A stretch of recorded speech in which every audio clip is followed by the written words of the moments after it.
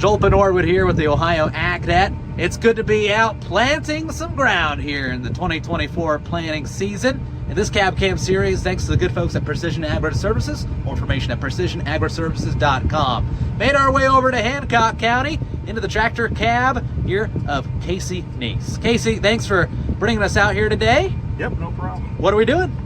We're out here planting corn. We got a 102-day Vermont seed corn rolling along with two 60-footers. Just trying to stay ahead of the weather. They got some rain scheduled here for possibly tomorrow, so just trying to get in and get done.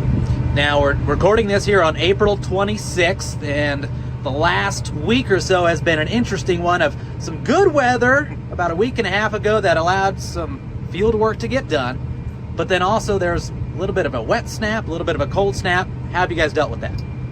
We've been pretty fortunate. The last two rains that we've gotten on most of the ground that we farm, we've only received between a tenth and 3/10 compared to some of the people to the west I know have been fighting with a lot wetter weather. You know, soil temperatures a week ago were 10-15 degrees warmer than they are today, but I guess the calendar says plant, so that's what we're doing. Do you have any concerns about soil temperature as you go into that, or just know that there's a heating trend coming and just planning with more heat on the horizon? Yeah, I mean, our main concern is the long-term outlook looks to be fairly warm. I think we're through the coldest spell of it. You know, soybeans seem like they can take it a lot better than the corn, but, you know, we put good treatment on everything to try to protect against, you know, the bad weather. Right, but when it's time to go, when the calendar says go, you guys go. You have quite the operation here at Niese Farms. Tell us a little bit about kind of the logistical thing that goes on. Yeah, unfortunately we're pretty spread out. You know, I got guys working in 4 or 5 different counties today. We got 2 bean planters running and 2 corn planters running. So, you know, generally speaking, we try to cover roughly 1,500 acres a day between all the planters. So 4 working tools, and I got 1 guy spreading fertilizer and 1 guy spraying. So makes for a interesting logistical nightmare some days. A dance, we'll call it the dance, right? It is a dance, yes, exactly. There's a dance going on in this field here with the tandem setup. Tell us about the equipment that you guys are using and also the 2-in-1 field.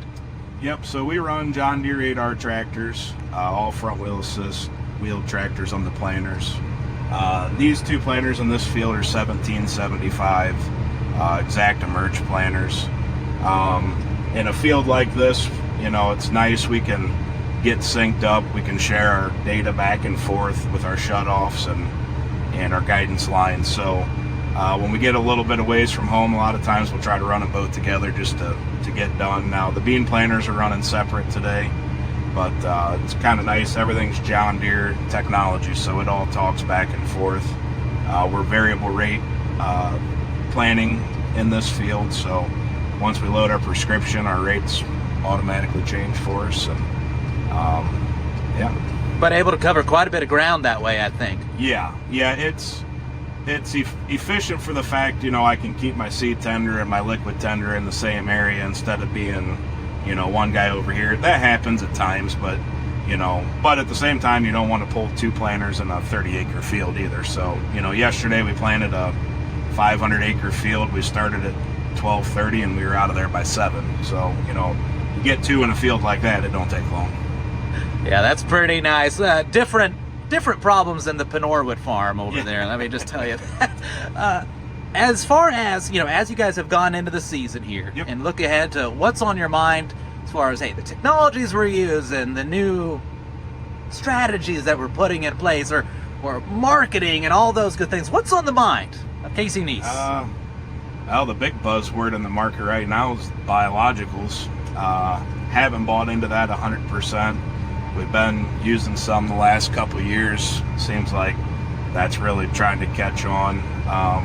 We're doing some different stuff with some maturities this year. We're actually tried a 98-day corn to maybe try to catch an early basis on a hot, dry year, get it pollinated maybe before, a couple weeks before normal. So just a couple strategies like that. Obviously, grain marketing is always a strategy of, winning or losing, and generally it seems like we lose. So, but yeah, that's biologicals, I would say, is the biggest buzzword right now around here.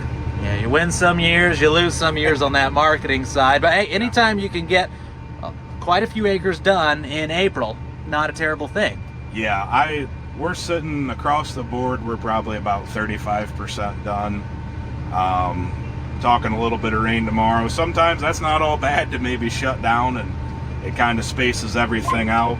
You know, some years I get a little nervous. You get it all in a week and a half, and then was that the right decision or the wrong decision? So if Mother Nature can set you back a little bit, that's not all bad at all times. No, pretty good thing. As we kind of start to wrap up this video, you know, what population do you like to plant at? You know, I'm sure it's all prescription based in different fields for different reasons. And so we, on the corn side, we're primarily at a 35,000 average. We'll drop as low as 30, and in some of our very high productive ground, we're up pushing 39. We get into some corn back to corn, and things kind of change with that, with population. But on the bean side, we're 20-inch beans. We switched to that last year from 15s, and have been happy so far. We're around about 130,000 to 135,000 on average. Again, on our really productive soil, we're down pushing 100,000 on the bottom end.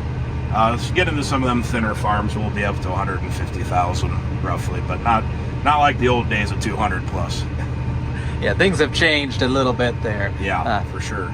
Final words to those farmers tuning in here as some of them start to get their planting underway. Others have been planting for a moment like you. What would you say to them? Just be safe. I mean, it's the hardest thing out here is going down the road, it seems like, and wanting people to make sure they're paying attention, because you know, we don't enjoy being on the road just as much as people think we're in their way. So I guess our biggest thing to our guys is always just be safe and take your time. It'll all get done. Yeah, it's been a few months maybe since some of them have seen a big piece of equipment on the road. But now with the weather looking good on the horizon, I think there's going to be quite a bit of pieces on the road here. At least 2 in this field here. Joining us in this cab cam, Casey Niese. Niese Farms. We're planting some corn over here in Hancock County. This cab cam series brought to you by Precision Agri-Services. More information at precisionagriservices.com. For the Ohio Ag-Dad, I'm Joel Penhorwood. Casey, thanks. Thank you. This spring's Cab Cam series is made possible by Precision Agri-Services, Inc. Since 1994, Precision Agri-Services, Inc. has provided the best agronomic, environmental, ag technology, planter services, and planter products to farmers and agribusinesses.